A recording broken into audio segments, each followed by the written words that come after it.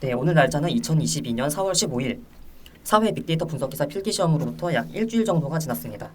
자, 오늘은 본격적인 해설 영상에 앞서서 이제 같이 공부했던 스터디 멤버들이 모여서 시험 응시자 입장에서 주관적인 느낌을 공유해보는 시간을 가져보려고 해요. 이제 4월 마지막 주 중으로는 이제 저희 책 집필하시고 강의 영상도 촬영하신 강사님들께서 이제 보다 전문적인 시각으로 필기시험 리뷰를 진행해 주실 예정이고요. 필기 문제 해설과 더불어 이제 실기시험 대비 전략까지도 공유해 주실 예정이니 이제 그 영상도 놓치지 마시길 바랍니다. 자, 그럼 이제 다들 시험 보시느라 고생 너무 많으셨습니다. 일단 간단히 이제 자기 소개를 해볼까요? 네, 먼저 안녕하세요. 이할못입니다. 네, 저는 비전공자 대표주자이며 그리고 저번 달에 ADSP 취득을 하는데 성공을 했지만 기본적으로 수학을 포기한 지 오래된 문과의 대표주자이기도 합니다. 빅데이터 공부는 3개월 전부터 시작했고요. 이번에 필기 시험 보게 되었습니다. 네, 빅제이님 한번 자기소개 부탁드리겠습니다. 네, 안녕하세요. 저 빅제이입니다. 저는 전공자 대표로서 정보통신공학을 전공했고 지금 현업 4개월째 빅데이터랑 AI 분석, 모델링을 업무를 진행하고 있습니다. 야, 저희의 자존심. 네, 마지막으로 저는 바위손이라고 하고요. 네, 저 역시 비전공자 출신이고 이제 회사에서는 이제 강의 영상 콘텐츠를 담당하고 있어요. 그리고 최근에 ADSP를 받다가 아쉽게도 이제 4점 차이로 떨어진 경험이 있습니다. 네, 공부법 한번 설명을 하려고 하는데요. 네, 저희가 같이 이제 스터디를 진행을 했는데 회사 일과가 끝난 후에 이제 1시간 정도 모여서 함께 강의 영상을 시청하고 이제 그 외의 시간에는 각자 예표제로 공부를 했어요. 이제 각자 학습 전략을 어떻게 세웠는지 한번 이야기를 나눠볼까요? 아, 네. 일단 저는 저희 책도 보시면 엄청 두껍고 이 빅분기 자체가 이 비전공자가 보기에는 굉장히 범위가 넓은 시험이라는 생각이 많이 들었어요. 그래서 일단은 강의를 먼저 듣고 강의를 듣다 보면은 저 강사님께서 이제 필수 개념 요약을 체크해 주시면서 들을 수 있거든요. 그래서 그때 뭐 밑줄을 친다거나 어느 정도 필기로 이렇게 체크를 해놓고 나중에 책으로 추가 공부를 하고 문제풀이를 진행하는 방식으로 공부를 진행했습니다. 네, 저는 이제 3독의 공부법으로 진행했는데 먼저 첫 번째로는 이제 빠르게 전체적인 과정을 한번 다 읽어보고 이제 두 번째로는 이제 전체 내용을 다시 이제 빠르게 읽지 않고 하나하나 차근차근 짚어가면서 보게 되고 마지막으로 이제 강사님께서 강의해주신 이제 그 강의 내용을 기억하면서 강사님이라면 이렇게 문제를 내지 않았을까라는 예상하면서 이제 세 번째로는 그 방식으로 이제 공부를 진행하게 되었습니다. 바이선님 어떻게 공부하셨나요? 저 역시 사실 공부를 전 많이 했다고 하기가 좀 그러네요.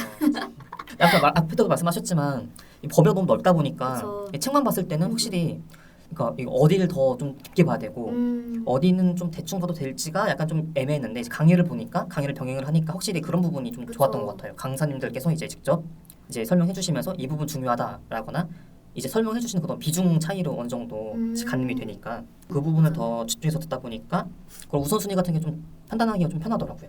그러면은 공부 시간은 다들 어떻게 되셨는지. 저희가 스터디를 시작한 시점이 이제 시험 약 한 달 전이고 그 한 달 전인데 이제 스터디 외에 공부에 투자한 시간이 어느 정도 된지 많이 궁금해요. 그래서 바이선님은 어떻게 되셨나요? 저 아마 제가 저거 제일 적을 것 같은데 10시간은 했나?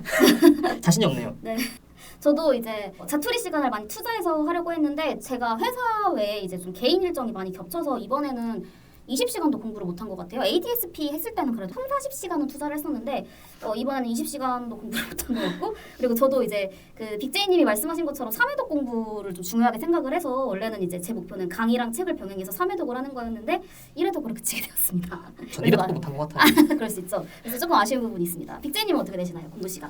저는 이제 현업 일정상 이제 좀 지하철 출근 시간에서 좀 이용하는 시간을 가졌는데 제가 마침 운이 좋게 지하철 처음이어가지고 이때부터 앉아가지고 약 1시간 반씩 매일 출근 시간 좀 피곤하지 않을 때 그때 그 정도면 출근 시간만으로 피곤해질 것 같아요. 그러니까요. 그래서 뭐 1시간 반까지는 아니더라도 1시간 정도 집중해서 보고 그래도 빠르게 있는 속도를 하다 보니까 아무래도 그런 식으로 진행하게 되었던 것 같습니다.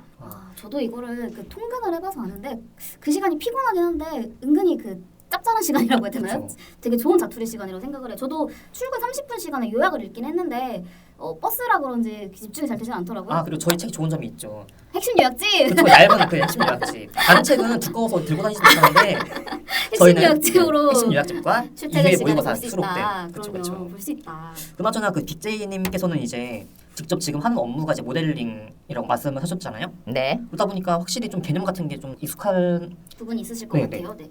네, 맞아요. 혹시 시험 난이도 이번에 볼 때 현업에서 쓰던 AI 모델 기법들 같은 거는 좀 잘 알던 내용이어가지고 좀 익숙해가지고 잘 풀었는데 실제 이제 세부적인 통계적 지식이나 이제 각 개념들에 대한 세부적인 항목들에 대한 부분까지는 잘 알지 못하다 보니까 그 부분은 조금 현업자여도 조금 어려웠던 부분이 있는 것 같아요. 전공자도 통계는 쉽지 않군요. 그렇죠. 아 근데 진짜 저도 기억에 남는 게 스터디 할 때 이제 다른 팀분들도 계셨잖아요. 다른 맞아요. 분들도. 같이 했죠. 근데 이제 말씀하시는 거 들어보면은 이거 그때 했던 거잖아. 막 이런. 맞아 1과목 2과목쯤에 막 전처리 얘기 나오면은 아 여기까지는 잘 알 것 같은데요. 이런 말들을 제가 지나가면서 엄청 많이 들었어요. 그래서 저희는 이제 비전공자이고 실제 실무에서 접하기도 좀 어렵다 보니까 그런 기법들에 대한 설명을 봐도 피상적으로밖에 그쵸. 아예 이런 건가 정도 넘어가는데 이제 직접 해본 입장에서는 되게 그렇죠. 잘 다르게 와닿을 수 느껴질 있었을 것 것 같아요. 같아요. 하지만 통계는 아, 그렇습니다.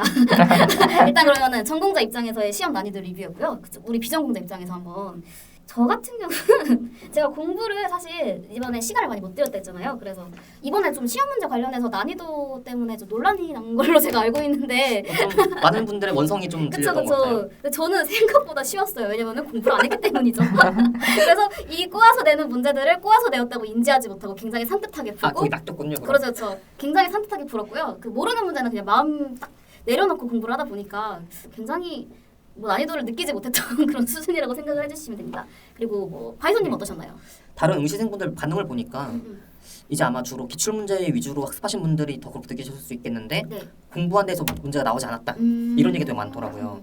맞아요, 맞아요. 그리고 통계학과라면은 이 시험을 잘 볼 수 있겠다라는 제가 댓글을 본 것도 있습니다. 기억에 남는 반응으로 이제 교재에 막 오버피팅 되었다. 교재에서만 그 주는 문제들을 풀다 보니까 뭔가 실제 문제가 약간 좀 조금만 떨어져도 낯설게 접근할 느껴질 수 수 없고. 있었다는 그런 반응이었는데 사실 저희 책은 좀 저는 그렇게 막 멀게 느껴지진 않았거든요. 왜냐면 저희 책 자체가 두껍고 하다 보니까 네, 내용이 거의 다 포함이 되어 있죠. 그쵸. 그리고 문제도 그 단원별로 과목별로 문제가 한 40문제씩 다 있어가지고 맞아요. 지겹게 문제를 풀어야 합니다. 그래서 처음에는 문제 푸는데 그 단원별 문제를 푸는데 시간이 굉장히 많이 걸렸는데 그거를 꼼꼼히 푸신 분들이라면은 좋은 점수 받아가지 않으셨을까 그 생각이 들었어요. 이렇게 맞아요. 좀 큰 범위에서 나 시험이 나온다면은 사실 좀 ADSP 같은 경우는 문제풀이 위주로 학습을 해도 좀 될 것 같은데 그렇죠.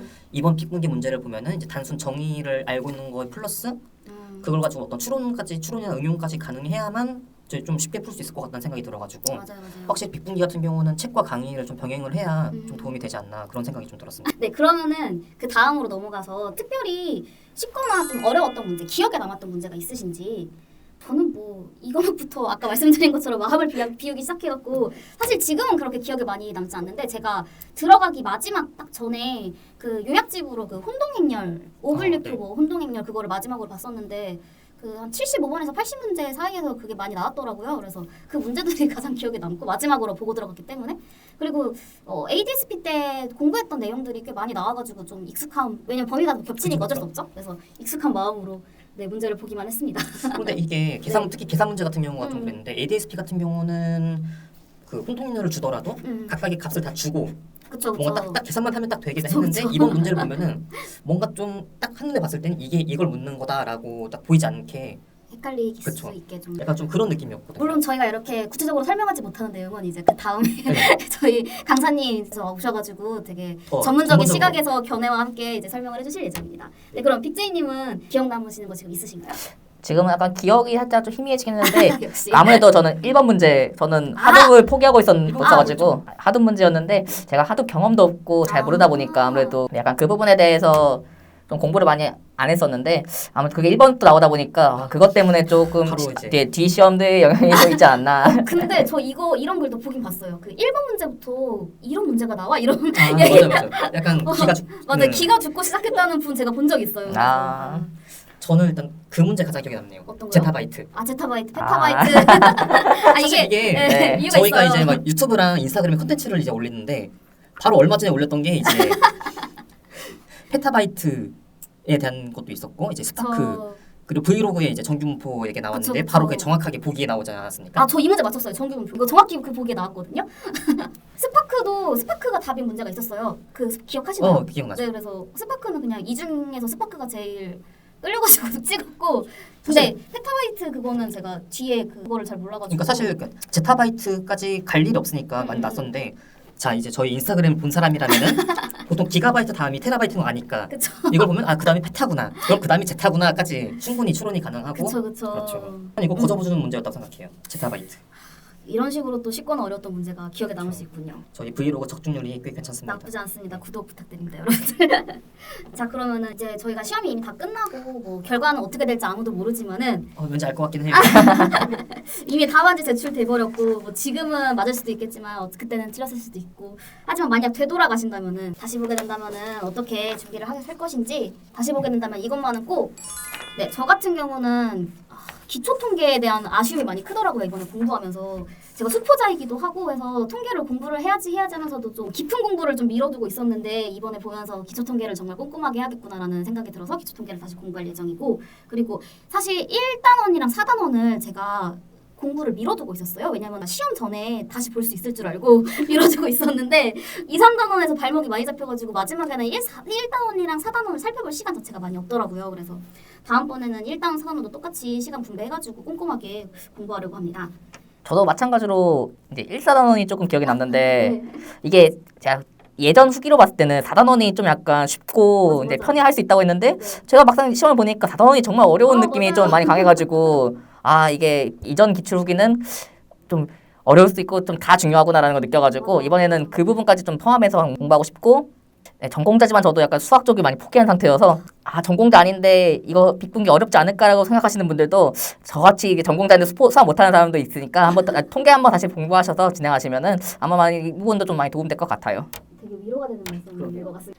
저 같은 경우는 처음에는 개념이 낯서니까 전체 구조랑 흐름을 파악을 하고 이제 세부로 들어가는 약간 탑다운 방식으로 공부를 했는데 지금 어느 정도 개념이 잡힌 지금이라면은 이제 나선형 모델로 아, 개념 보고 문제 풀고 음흠. 부족한 부분 다시 학습하고 이런 식으로 해야겠죠? 해야겠죠? 해야 되는데. 해야 되는데 공부를 해야 되는데 계획만 세면 안 되는데 저 그래서 이런 질문도 저희가 준비를 해봤습니다. 다들 빅분기 시험이 끝났지만 끝날 때까지 끝난 게 아니라고 하죠. 앞으로의 공부 계획 어떻게 되시는지. 저 같은 경우는 기초 통계를 다시 해야 되니까 하는 김에 바이소님이 지금 7월에 사회조사 분석사 시험을 추천을 해주셨어요. 그래서 그 시험은 조금 더 통계와 관련된 시험인가요? 빅분기보다는 아무래도 통계를 더 뭔가 좀 깊게 봐야 되지 않을까 싶어요. 아직까지 인상으로는 저도 아직 정확히는 모르지만 네, 그래서 저도 어차피 통계를 공부하는 김에 관련된 시험을 보면 좋겠다 싶어가지고 이제 7월에 사회조사 분석사 통계 시험을 한번 또 스스로 불러온 재앙에 갇혀서 이제 눈물을 흘리면서 공부를 할 것 같고요. 그리고 빅분기 공부하면서 제일 느꼈던 부족함이 실제로 분석을 해본 적이 없으니까 이 개념과 실제 진행하는 것에 대한 괴리감을 굉장히 많이 크게 느끼고 있거든요. 그래서 이번에 저희도 파이썬 공부를 시작하게 되어서 파이썬 공부 뭐 이번에 필기를 만약 붙게 된다면은 실기 준비하는 겸 그리고 빅데이터 관련된 개념을 조금 더 이해하고 싶어서 파이썬 공부를 계속 해보려고 합니다. 빅제이님은 혹시 준비하고 계시는 공부 계획이 있으실까요?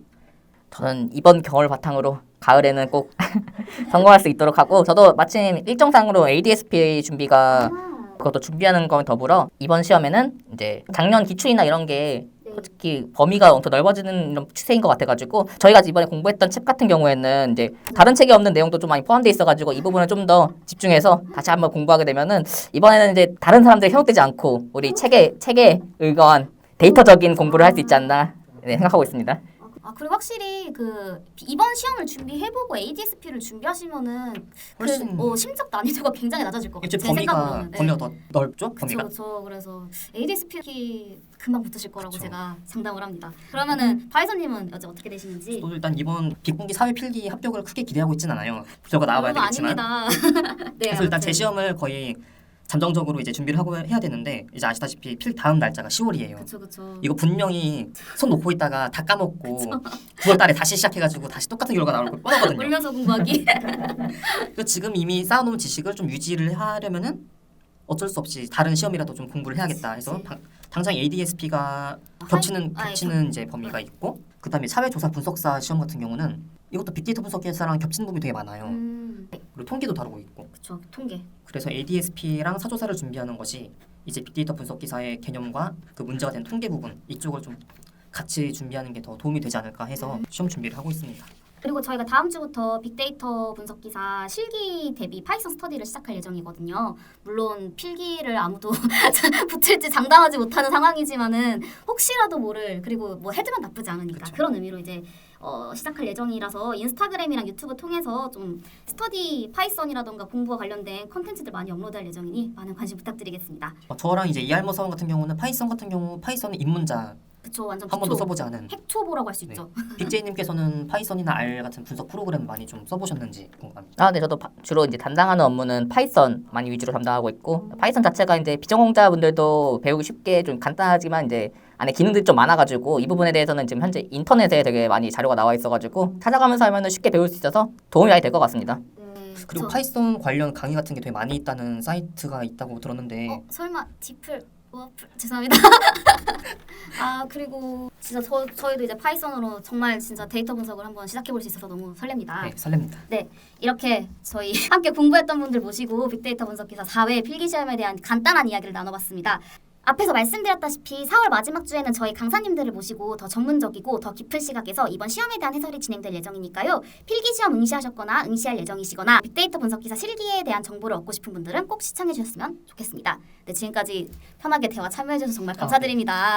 준비하시는 공부 잘 되시길 바라겠습니다. 시간 내주셔서 정말 감사드립니다. 감사합니다. 감사합니다.